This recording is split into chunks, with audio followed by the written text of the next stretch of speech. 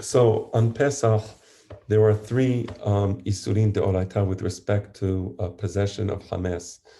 Lo yira'elecha chametz, lo yimaselecha chametz, and also tashbitu se'or mibatechem. The third one is mitzvat aseh.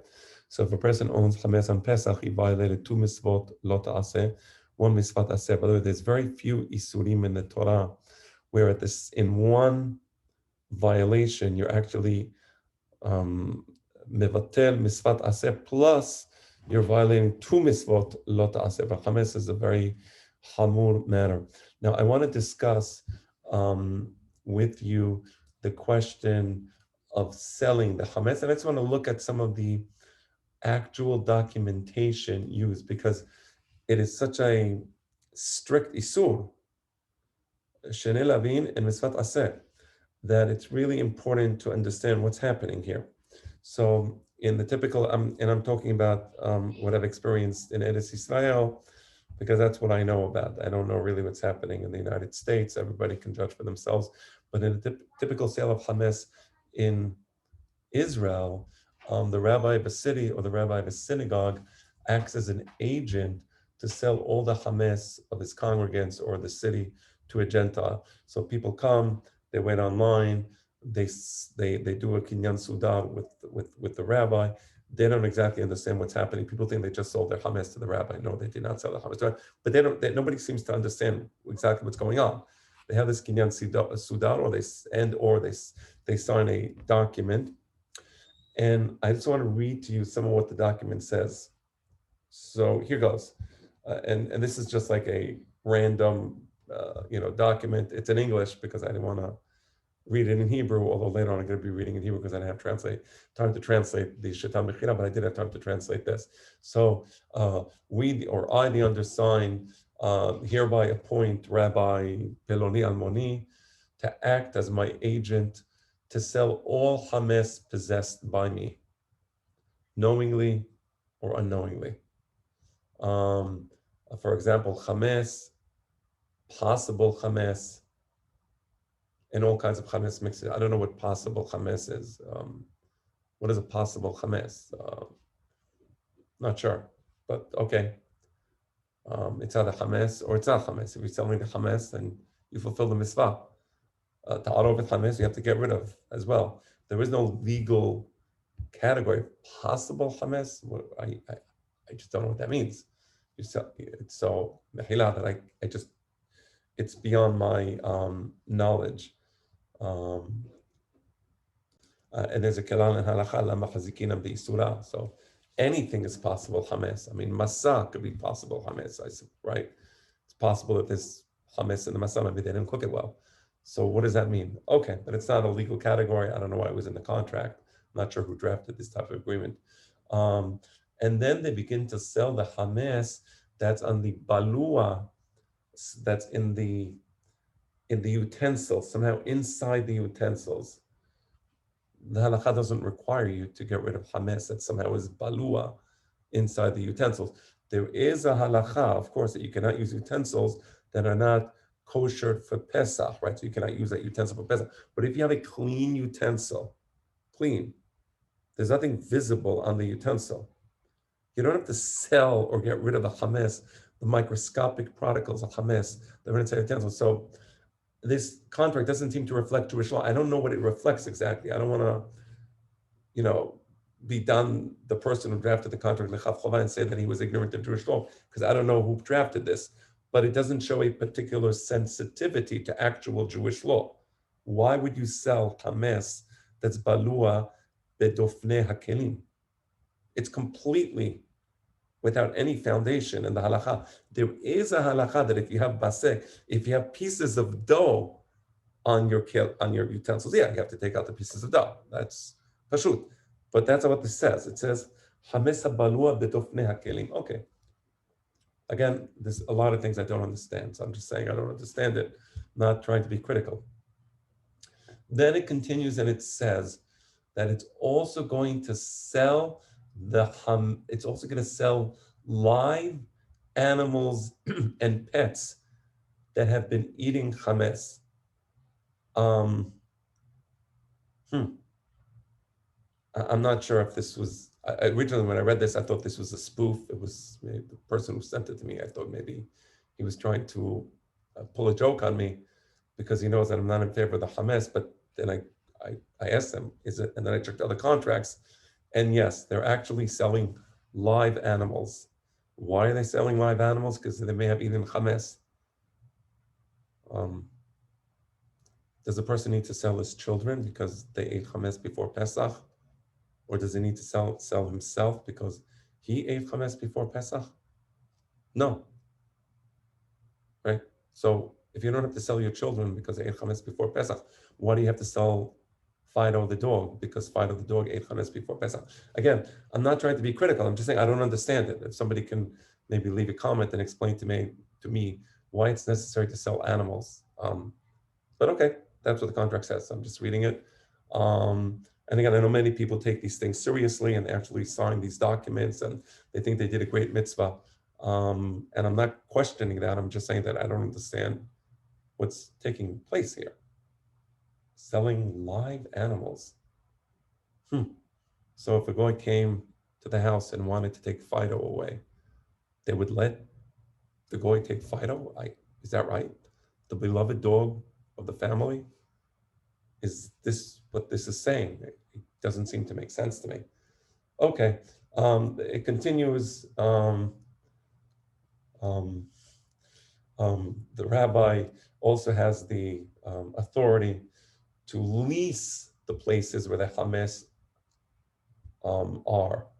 Now, here's the thing. What are you leasing? You're leasing the places where the Hamas are. Are you leasing the refrigerator? Are you leasing the kitchen that the refrigerator is in? Are you leasing the first floor? Are you leasing the entire house? It's not clear. I don't understand how an agreement like this can be taken seriously. If somebody presented this in law school as a contract, they would get an F. How is this document that is just simply, I mean, I don't have the words to criticize it. It's a scandal. This type of document is used to effectuate a sale of Hamas, supposedly. All right, it continues. Okay, continues, and whatever. I think the point is clear. So that's the document that creates the agency. Now the rabbi supposedly has the power to sell all the Hamas, including Hamas that's swallowed in the walls and swallowed in the utensils. Some of the contracts say Hamas swallowed in the walls of the house. Okay. I follow the commodities column in the Wall Street Journal. I don't remember that was something that people typically buy and sell. But again, I'm new to this country. This is what happens nevertheless in Israel. Okay, so this is the agency. People sell this as they sign this. They don't know what they're signing, but supposedly they believe they're sold their Hamas and it's done with. But actually, what this says is that the rabbi now is authorized to sell the Hamas and to sell Fido the dog and all that other fun stuff. So then the next step is where the rabbi goes to the goy and they do a kinyan sudar. According to halacha, if you do a kinyan sudar, where the buyer, he gives his handkerchief to the seller to hold, and the purpose of that is to effectuate the transaction. And indeed, in the case of a kinyan sudar, the transaction is closed, even though the money, there was no actual payment of the money yet. But the kinyan sudar says, "I will pay you the money, and at this point, the land belongs to me." So that's the idea of the kinyan sudar, just so you understand. So again, the rabbi now has the authority to sell all the Hamas, and he uses a kinyan sudar. The goy gives him a sudar, the rabbi holds the sudar, and the chametz is sold. There's a couple of problems with this. The goy doesn't have a clue what he's buying. I mean, he literally doesn't have a clue. The goy, when he does a kinyan sudar, not only doesn't know what he's buying, how much he's buying, where what he's buying is. It could be that it's written down somewhere. I'm not saying it's not. The goy has absolutely no interest in spending his time now looking at the pieces of paper to figure out what he bought. Okay, so it's an interesting type of transaction, right? Because a goy is supposedly buying something that he doesn't know what he's buying. I think it's pretty fair to say that the rabbi is not very well versed in what he's selling. Okay, but this kinyan suda takes place. And the way this works is that the goy has to leave some money down. He has to make some sort of down payment. And at the end of the holiday, the goy says, I'm not going to pay the rest of the money magically. And surprisingly, like, oh, wow, like, who would have thought? And at this point, they say, okay, so since you're not going to pay the rest of the money, so the rabbi tells the goy, how about I buy it back from you? How about now, you're the owner of the chametz, fair enough, that was done. So how about now I buy it back from you, and I'll give you some money. Okay, so that's the scenario. That's the way it's done. I'm looking at it in Hebrew. And in addition, there's also a rental agreement here where the goy rents the property and he pays some money for the rental, he pays some money to the chametz, and he has no idea what he's buying, he has no idea what he's renting. So that's what happens. Now, I have to say that I don't understand how, as a matter of Jewish law, this is effective. Okay. Let me read to you, for example. I'm going to read to you a halacha, 1 second, in Ilchot Sechirut in Harambam. This is the halacha mekubelet. 1 second. I'm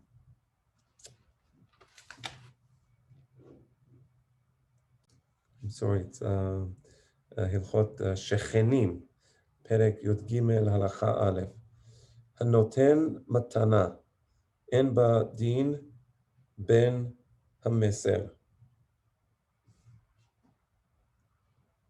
Right, so this has to do with the laws of neighbors. And if you, let's say, own a plot of land in a particular field, and then adjacent to your plot of land, somebody else owns a plot of land. So if you want to sell your plot of land, the person who owns a plot of land in the adjacent field has a right of first refusal. So you have to go to him first. But this only applies if you're going to be doing a sale, if you're going to be selling your plot of land.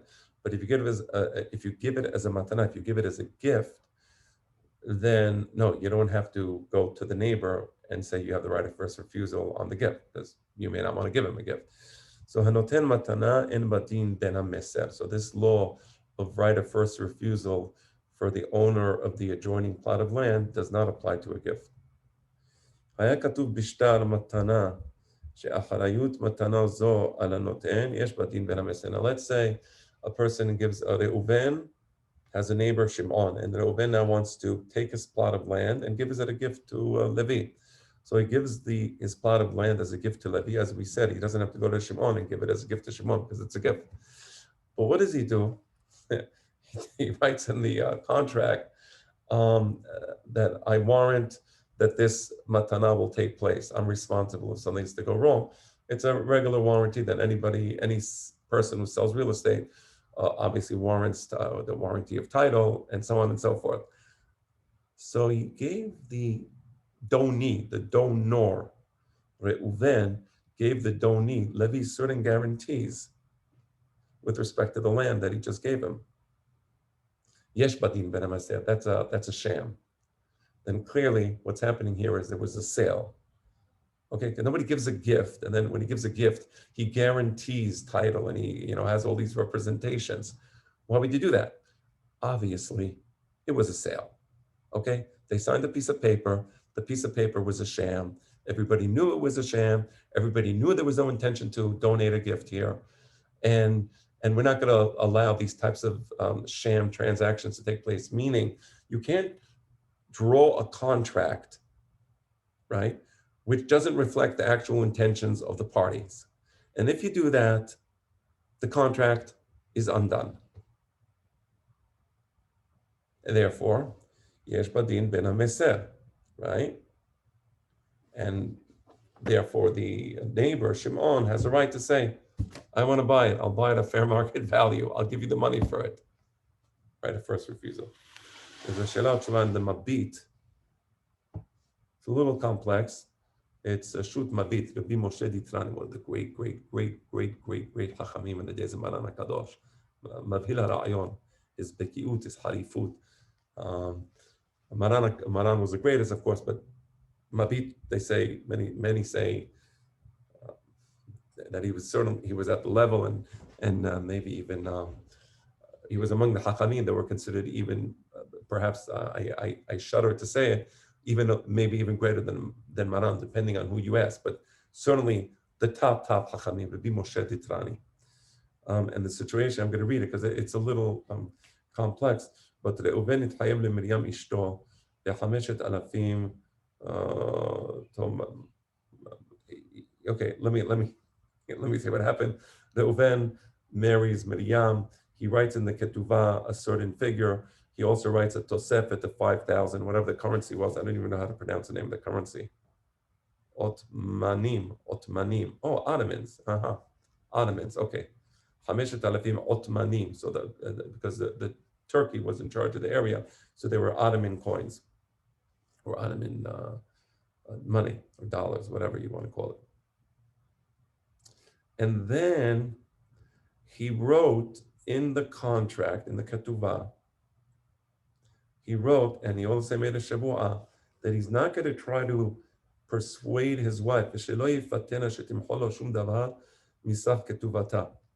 in the contract, I am not, or I promise, and I guarantee, and he makes a Shavuah, that he's not going to try to convince his wife to be mohelet or ketuvah.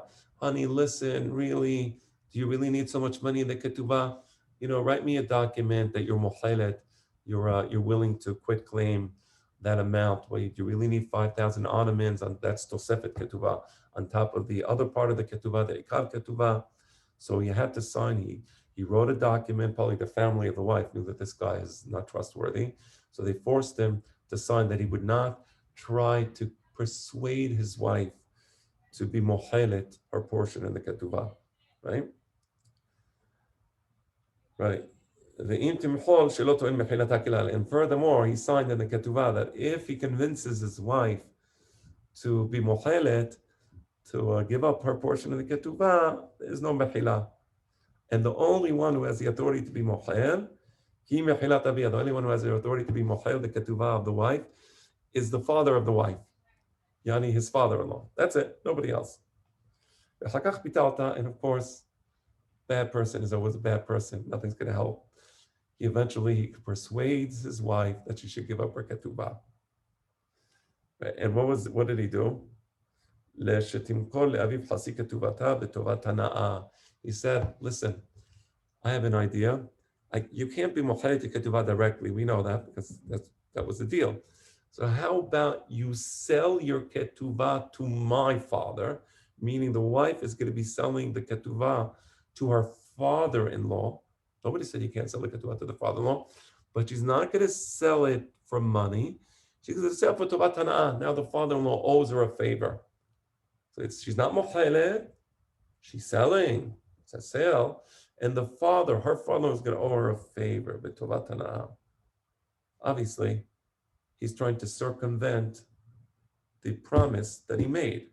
Again, what was the promise? He made a promise that he's not going to try to persuade her to be mochalet or ketuvah. And here, she didn't mochalet ketuvah. She sold it. It's a contract. It's right there, black on white. She sold it. It's a sale. He owes her. The father-in-law owes her. Right?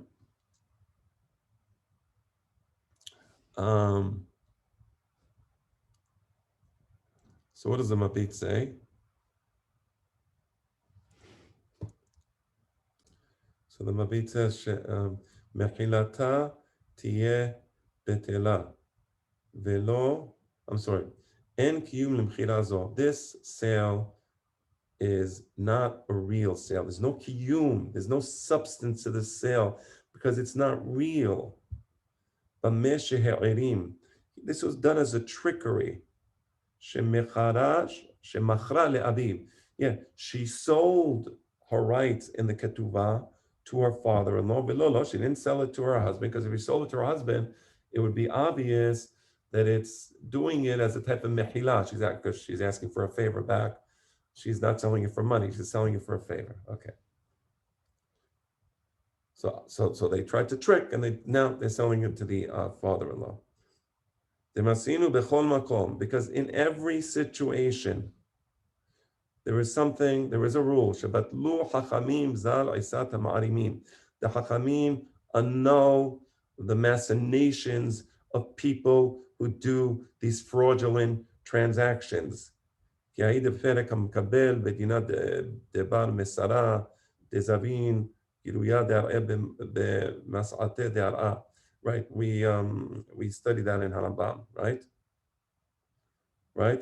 ותקנת חכמים לחדוהו חכמים בעלמה ועמדו כנגדו להפר עשתו לבטל מחשבתו. And he says, another situation, he quotes the Rosh, who also says that if a person, again, I'm going to read it, בתשובה, the Rosh Hashanah tried to כל הנושא להערים, להפקיע תקנת חכמים. If somebody tries to make a transaction, listen to what the Rosh says. Somebody wants to do a transaction. The purpose of the transaction is because he wants to circumvent the takana of the hachamim. Lechadu hachamim be'alama ve'amdu kenegdo lehafer hasato ve'otem machshavato. This is not going to be acceptable. We do not allow sham transactions. Okay. Here you have every single year the same rabbi going to the same goy year after year after year. They wink at each other. Are you going to buy all the chametz of everybody? Yeah. Does he know what he's buying? No, he doesn't know what he's buying. Does the rabbi know what he's selling? Not really. He doesn't really know what he's selling. Does anybody know what the fair market value of anything is? Nobody knows what the fair market value of anything is. The contract says that the goy is going to hire 3 appraisers to appraise the chametz, right? He's going to hire 3 appraisers. They're going to go knock on the door of every congregant. Excuse me, we want to enter your house. We want to see what chametz you have. Of course, the person is going to let them into the house. How much does fido the door cost? How much is the chametz worth that's inside the utensils? Right. They're going to bring 3 appraisers. They do this every single year. And the only reason they sell the chametz, the only reason, is because they want to circumvent, not takanat hachamim. They don't want to circumvent takanat. They want to circumvent the words that HaKadosh Baruch Hu told to Moshe Rabbeinu in Har Sinai. Lo yira'eh, bal yimaseh, tashbitu se'on mibatechem. It's a sham, and it's inexcusable. It should stop, and it should stop immediately. Nothing will happen if people actually follow what the Torah tells us to follow. And if you don't want to follow the Torah, don't follow the Torah, but don't pretend. The worst thing is to pretend, because if you pretend that you're doing a mitzvah, you can never make teshuvah. You can never make teshuvah. If you acknowledge, okay, person says, I'm doing an avon, I'm doing 3 sunim deoraita, maybe one day he'll make teshuvah, and he will actually get rid of the chametz as the Torah requires. By the way, I don't mean to say that it's impossible to sell the chametz, but if you're going to do a sale, do an actual sale like the halacha requires. The halacha says the goy comes, he takes the chametz from the house, and at the point he takes the chametz from the house, it's not in the possession of the Jew. That can be done. I'm not going to say that a sale cannot be done. I didn't say that. I said that the way it's done with these contracts that would literally get an F in law school. I mean, if anybody prepared that as an agreement in law school, they would flunk, right? And then they do this harama on top of harama that every year they do the same thing. The rabbis get together, right? That's right. Yeah, the goy is going to bring an appraiser. The goy understands what's happening. The rabbi understands what's happening. The people who sell the chametz understand what's happening. Everybody gets it, right? So you can sell a chametz according to halacha. The goy comes, he takes away the chametz, it's in his possession. Okay, shalom and Yisrael, it can be done in that way, for example. And there are ways where the chametz was done according to halacha. There's a famous story with the Nodav Yehuda that one of his talmidim or his congregants, he sold the chametz. What does it mean he sold the chametz? He had a factory where they used to produce probably some sort of single malt scotch or something of that nature, chametz. He sold the factory to the goy. The goy had the keys to the factory. And you know what happened? The night of Pesach, the goy entered the factory with some of his friends and he had a big party. Bunch of drunkard goyim, they had a party in the factory and there was nothing the Jew can do. And the Nodav Yehuda told him, you better not say a word. Because if you say a word, you're going to be admitting that this sale is a farce, right? You want to tell me that they're going to let this guy come in and take their dog? Not that you need to sell the dog. I don't know why they sold the dog, but it just shows you. Yeah. They can let the guy come in. He's going to enter the kitchen. Excuse me, I want to take away the lachim baji. And of course, they'll open the fridge. Please, tfadal lechavod. Would you like to sit down and join us for a Shabbos meal? Is that what's going to happen? No, that's not what's going to happen. You'll understand that this is not the case. There's another story in Yemen where there was a Khatan, he was going to get married. And the Khatan, he bought Hamas, the wedding was going to be after Pesach. He bought Hamas beforehand because it was at a cheaper price. And unfortunately, they didn't have a lot of money, Hazat. And he put it in this cellar somewhere. He owned the cellar. And then before Pesach, he sold the cellar to the Goy. The Jew had no access to it. The Goy had the access to it, right? And as he was walking by with his rabbi, with his Hacham, on Pesach, he mentioned to the rabbi that he has there, that's where he has the stuff for his wedding.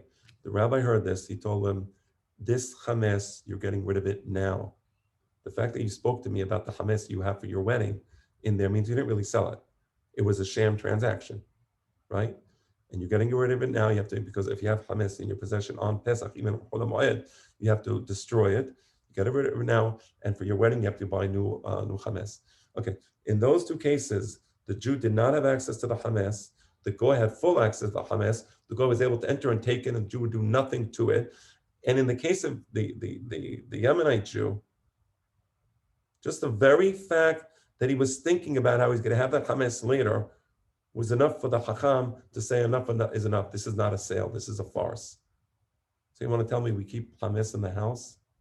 That's going to be good? Yeah, we're planning on having the Goy take it. He can enter the house.